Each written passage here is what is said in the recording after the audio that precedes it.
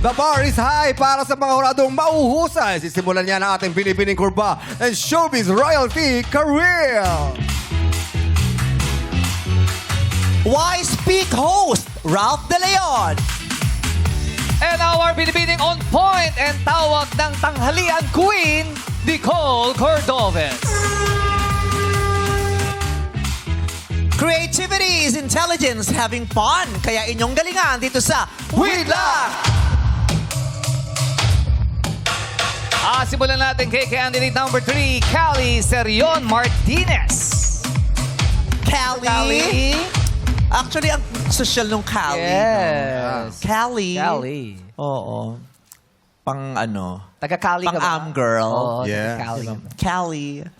May inumin yan, di ba? Shandy. Yes. Pag pa-girl ka, yun ang inumin mo. Cali Oh, Shandy. pag bakla ka, tapos pag-girl ka, Cali Shandy. Oh. Pag hindi, Colt 45 ka.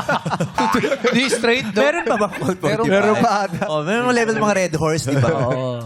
Yung mga ganyan. Ikaw, anong bisyo mo? Ano lang po, magbasa-basa lang. Oh, Ay, galing, maganda. I'm very proud of you. Economy, yung sinagot Diba? niya kanina. Yes, tama yung magbabasa ng magbabasa. Yes. Diba? If you keep on reading, you keep on searching. If you keep on searching, there are new worlds to be found. Wow. Yes, Tama. po, meme. Diba? Nagamit niya yung napag-aralan niya kanina. Di ba? Kaya nasa... True. Ay. FEU girl ka? Po. FEU girl ka ba? What? FEU. No po. Saan ka? Saan ka nag-aaral? Sa UP Diliman po. Wow. Parang nabanggit mo kanina yung FEU. Hindi ba nabanggit kanina yun? Sino ba nag-FB? Baka may mga kausap akong di nyo nakikita. Narinig ko. UP Diliman to. Oh. Oh. Kailan nagsimula klase nyo? Noong August 10 po, kaso suspended. Oo nga, di sabi niya. Alam mo, isa yun sa mga pag lumalabas tayo ng lugar natin, doon ako nalulungkot. Bakit? Kasi yung katabi namin Ateneo Miriam Yes, School. school. Walang pasok. Wala. Correct.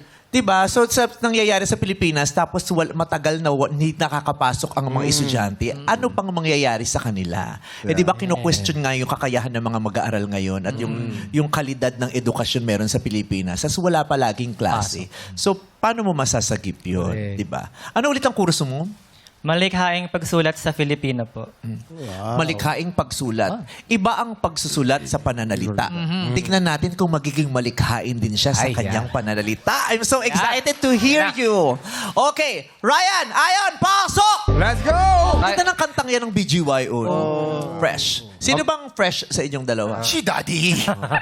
Si Ryan. Paminta ka nga. Nakaitim ka. At least hindi durog. Hindi Kung durog. paminta ka, ano si Ayon? Almires? Dudurugin ka sa kanya. Asin.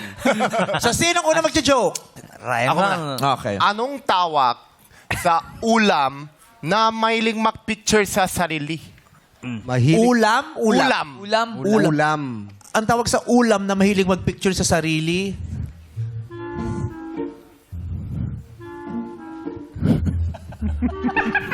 Anong bulungan nyo? Wala. Sabi niya, selfie kaw.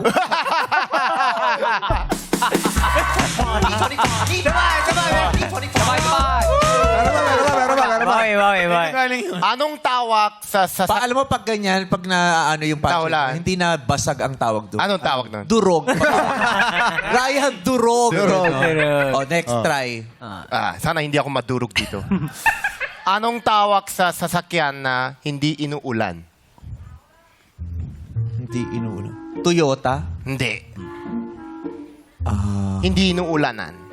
Hindi inuulan. Hindi inuulanan. Sasakyan, anong tawag? Hindi nauulanan. Hindi na ulanan. Ano tawag ka sa sakyan na hindi nauulanan? Ano? Ambon. Lansya. Ambon lang. Hindi pala naulanan, ambon lang. Ambon Ambon lang kasi. Ambon lang siya, mami. Ambon lang siya. Ambon. Ambon lang siya kasi. Galing. Oh, punta ka doon. Sampalin mo yun ng joke. Hindi. Bunot ka. Kanino mo gusto? Kay Ryan, kay Ayon? Kay Kuya Ryan po. Okay, go. Yeah. Good luck. Teka lang, yung zipper. Okay na. Ayan. Ba't may mga asin ka dito? Daing ka ba? Baklang daing. Ay, eto na. Excited ako dito. UP girl, malikhaing pagsusulat.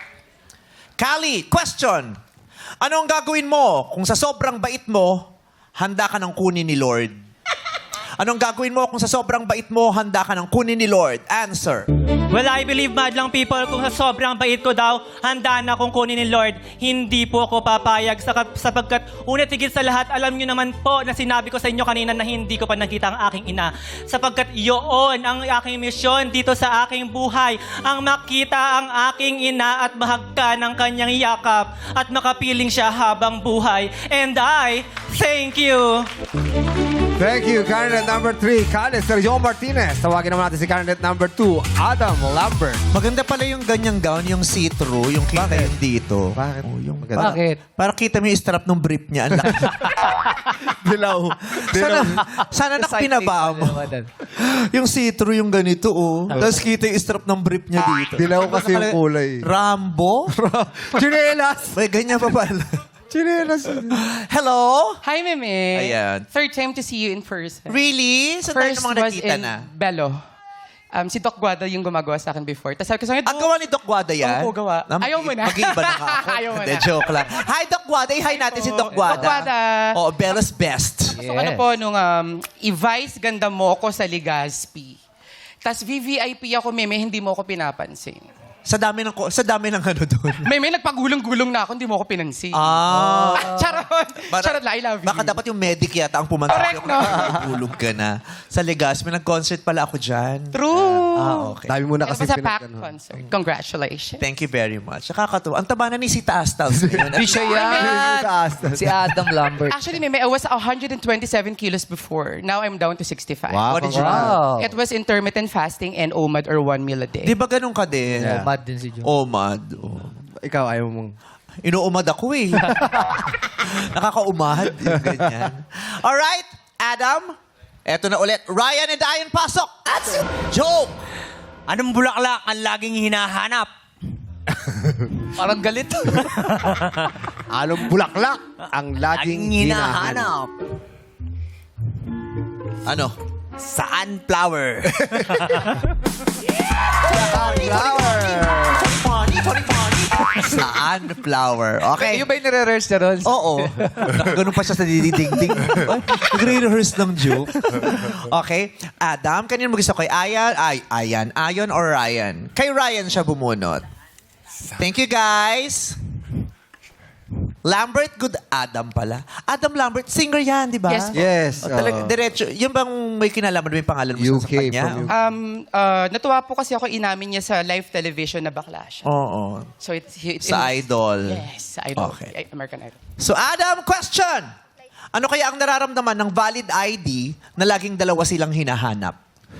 Ano kaya ang nararamdaman ng valid ID na laging dalawa silang hinahanap? Answer! Oo nga eh, no? Sa totoo lang, nakakaloka. Dala-dalawang ID ang hinihingi. Kada transaksyon, mapa-SSS, Pag-ibig, PhilHealth, nakita na nga nila na kamukha mo yung nasa ID. Hihingi pa ng dalawa. Kaya naman, sa palagay ko, ang nararamdaman ng dalawang valid ID ay napaka-importante ko. VIP. Very, very, kasi dalawa. Important persons. And ladies and gentlemen, ang mga ID po natin ay napaka-importante. Kaya ito ay ating i-safekeep dahil usong-uso po ngayon ang scam sa paligid. Kaya itago ang valid ID. Only you and the person that you transact should be able to have access to your ID. Because always remember, kapag walang ID, no entry! And I thank you! Thank you, candidate number 2, Adam. Alamin natin ang komento ng ating mga hurado. Simulan natin kay Jurado Ralph De Leon. What's up, Madlang People?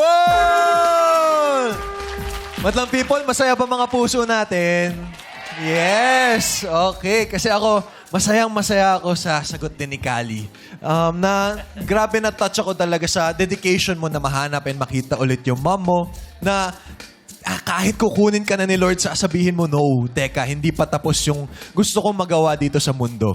But at the same time, knowing na may background ka din sa creative writing, lalo na sa Filipino, alam ko yung gusto mong gawin eh. You wanted to tug on the emotions, on the heartstrings ng Madlang People.